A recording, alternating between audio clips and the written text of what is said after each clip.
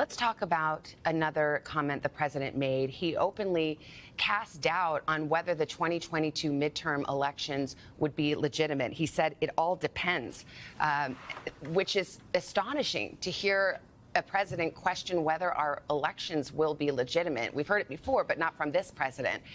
Is he really concerned that we may not have fair and free elections?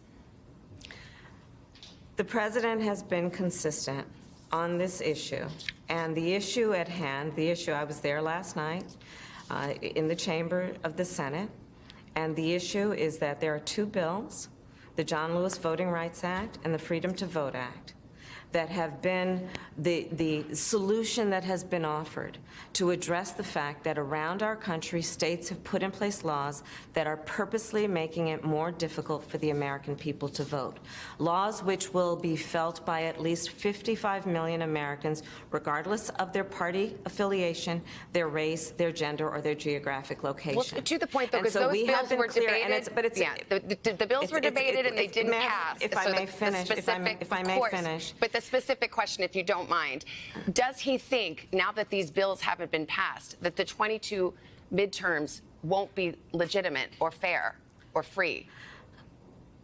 Let's not conflate issues. So what we are looking at, and the topic of so much debate last night, was that we as America cannot afford to allow this blatant erosion of our democracy, and in particular, the right of all Americans who are eligible to vote to have access to the ballot unfettered.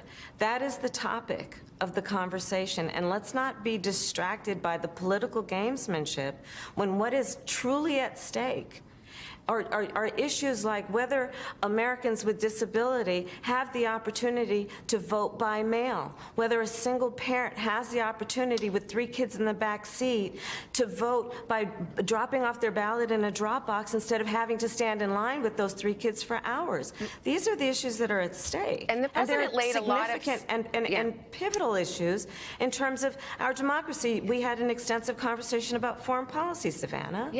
Well, I've met with prime ministers and presidents from around the globe, both partners and allies of ours.